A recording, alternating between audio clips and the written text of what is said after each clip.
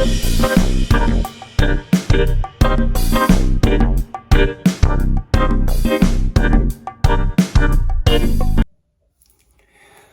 hello, hello, you Bible scholar. That's you.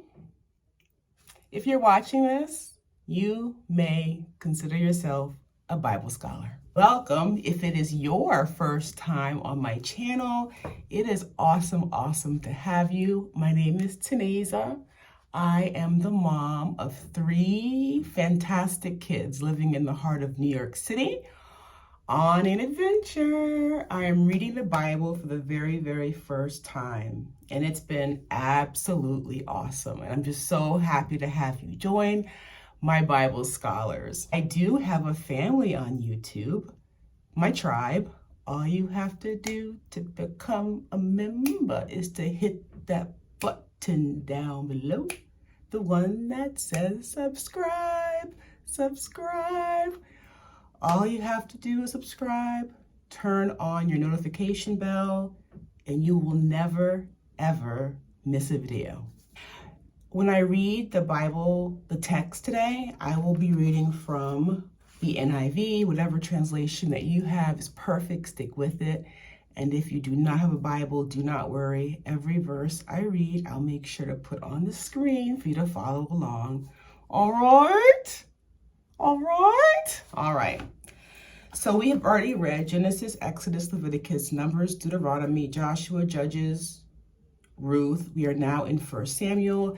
This video is a review of 1 Samuel chapters 13, 14, 15, and 16. So let's go ahead and get started. Samuel chapter 13. Saul was 30 years old when he became king. He ruled until he was 78 years old. Saul chose 3,000 men, 2,000 were with him at Michmash, and 1,000 with his son Jonathan. I wanted to read for you guys verses 3 and 4 of chapter 13. Verse 3, Jonathan attacked the Philistine outpost at Jabba, and the Philistines heard about it. Then Saul had the trumpet blown throughout the land and said, "Let the Hebrews hear." Verse 4, so all Israel heard the news. Saul has attacked the Philistine outpost, and now Israel has become a stench to the Philistines. And the people were summoned to join Saul at Gilgal. The Philistines gathered to fight Israel. They had 3,000 chariots, 6,000 charioteers, soldiers as numerous as sand. The men of Israel became fearful, so they hid. Saul stayed at Gilgal. His troops were very afraid.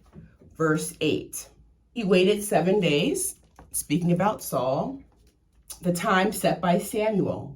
But Samuel did not come to Gilgal, and Saul's men began to scatter. So Saul took it upon himself to offer the burnt offering instead of waiting for Samuel.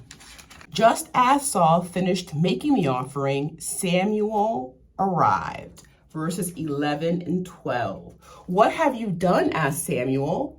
Saul replied, "When I saw that the men were scattering, and that you did not come at the set time, and that the Philistines were assembling at Michmash," verse 12, "I thought, now the Philistines will come down against me at Gilgal, and I have not sought the Lord's favor. So I felt compelled to offer the burnt offering." Samuel tells Saul that he acted foolishly by not obeying the command the Lord had given him. Verse 14, "Now your kingdom will not endure," Samuel is speaking to Saul. "The Lord has sought out a man after his own heart and appointed him leader of his people, because you have not kept the Lord's command." Philistines would not allow any blacksmiths in Israel, so the Israelites had to go to the Philistines to have their metal sharpened, and they charged the money. Only Saul and Jonathan had weapons to fight. That concludes chapter 13. Chapter 14. And before we get into chapter 14, for all my new Bible scholars, my husband, then boyfriend, we started dating in 2006, gifted me this Bible. And I like to read all of the verses that he or I have underlined. I like to share it with you guys. There are quite a few verses in chapter 14, just to give you a heads up that I will be reading, because as you can see, I'll be reading aloud chapter 14, verses 1 through 14. Now a detachment of Philistines had gone out to the pass at Michmash. One day, Jonathan, son of Saul, said to the young man bearing his armor, "Come, let's go over to the Philistine outpost on the other side." But he did not tell his father. Verse 2, Saul was staying on the outskirts of Gibeah under a pomegranate tree in Migron. With him were about 600 men. Verse 3, among whom was Ahijah, who was wearing an ephod. He was a son of Ichabod's brother Ahitub, son of Phinehas, the son of Eli, the Lord's priest in Shiloh. No one was aware that Jonathan had left. Verse 4, on each side of the pass that Jonathan intended to cross to reach the Philistine outpost was a cliff. One was called Bozez and the other Seneh. Verse 5, one cliff stood to the north toward Michmash, the other to the south toward Geba. Verse 6, Jonathan said to his young armor-bearer, "Come, let's go over to the outpost of those uncircumcised fellows. Perhaps the Lord will act in our behalf. Nothing can hinder the Lord from saving, whether by many or by few." Verse 7, do all that you have in mind, his armor-bearer said. Go ahead, I am with you, heart and soul. Verse 8, Jonathan said, come then, we will cross over toward the men and let them see us. Verse 9, if they say to us, wait there until we come to you, we will stay where we are and not go up to them. But if they say, come up to us, we will climb up, because that will be our sign that the Lord has given them into our hands. Verse 11, so both of them showed themselves to the Philistine outpost. Look, said the Philistines, the Hebrews are crawling out of the holes they were hiding in. The men of the outpost shouted to Jonathan and his armor-bearer, come up to us, and we'll teach you a lesson. So Jonathan said to his armor-bearer, climb up after me. The Lord has given them into the hand of Israel. Verse 13, Jonathan climbed up, using his hands and feet, with his armor-bearer right behind him. The Philistines fell before Jonathan, and his armor-bearer followed and killed behind him. In that first attack, Jonathan and his armor-bearer killed some 20 men in an area of about half an acre. Jonathan acted without telling his father Saul. Saul calls all of his men to fast. The army entered the woods where there was honey on the ground. Jonathan dipped his staff in the honey and tasted it. It says in the word that his eyes brightened, but then also there's a footnote that said his strength was renewed. Jonathan was told about his father Saul's fast, but wished it was not so, because the soldiers would have beaten the Philistines even to a greater magnitude if they had been nourished. Even though Saul called for Jonathan to be killed for breaking the fast, the people made it clear that it was because of Jonathan they were beating the Philistines. The men rescued Jonathan. He was not put to death. Chapter 15. Samuel gives Saul explicit directions from the Lord. I wanted to read verse 3. Now go, attack the Amalekites and totally destroy everything that belongs to them. Totally destroy everything. Do not spare them. Put to death men and women, children and infants, cattle and sheep, camels and donkeys. Saul summoned 200,000 foot soldiers, 10,000 men from Judah. Saul attacked the Amalekites. Verse 9, but Saul and the army spared Agag and the best of the sheep and cattle, the fat calves and lambs, everything that was good. These they were unwilling to destroy completely, but everything that was despised and weak, they totally destroyed. The Lord revealed to Samuel that he was grieved that he had made Saul the king because he did not carry out his instructions. When Samuel reached Saul, Saul insisted that he had carried out the Lord's instructions. Verse 14. But Samuel said, what then is this bleating of sheep in my ears? What is this lowing of cattle that I hear? Saul tells Samuel that the soldiers brought the best cattle and sheep from the Amalekites to sacrifice to the Lord.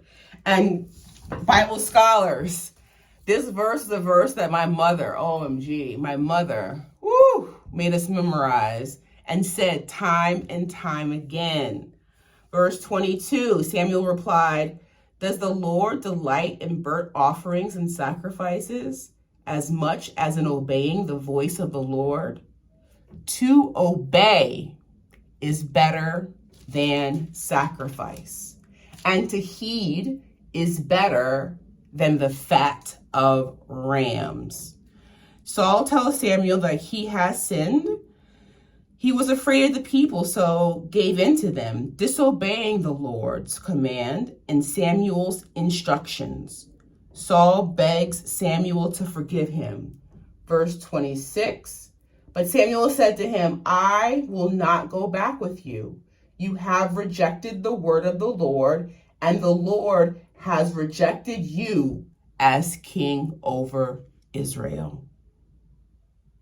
Samuel goes to leave, and Saul catches hold of the hem of his robe, tearing it. Verses 28 and 29. Verse 28, Samuel said to him, the Lord has torn the kingdom of Israel from you today and has given it to one of your neighbors, to one better than you. Verse 29, he who is the glory of Israel does not lie or change his mind, for he is not a man that he should change his mind. And chapter 15 ends with verse 35. Until the day Samuel died, he did not go to see Saul again, though Samuel mourned for him, and the Lord was grieved that he had made Saul king over Israel. To obey is better than sacrifice. Chapter 16, the Lord tells Samuel to no longer mourn for Saul because he has been rejected king over Israel. The Lord tells Samuel that he has chosen one of Jesse's sons to be king. And again, I have some verses in chapter 16 underlined that I want to share with my Bible scholars. Verses 6 through 13. When they arrived, Samuel saw Eliab and thought, surely the Lord's anointed stands here before the Lord. But the Lord said to Samuel, do not consider his appearance or his height, for I have rejected him. The Lord does not look at the things man looks at. Man looks at the outward appearance. The Lord looks at the heart. 8. Then Jesse called Abinadab and had him pass in front of Samuel. But Samuel said, the Lord has not chosen this one either. Jesse then had Shammah pass by, but Samuel said, nor has the Lord chosen this one. Jesse had 7 of his sons pass before Samuel, but Samuel said to him, the Lord has not chosen these. So he asked Jesse, are these all the sons you have? There is still the youngest, Jesse answered, but he is tending the sheep. Samuel said, send for him. We will not sit down until he arrives. So he sent and had him brought in. He was ruddy, with a fine appearance and handsome features. Then the Lord said, rise and anoint him. He is the one. So Samuel took the horn of oil and anointed him in the presence of his brothers.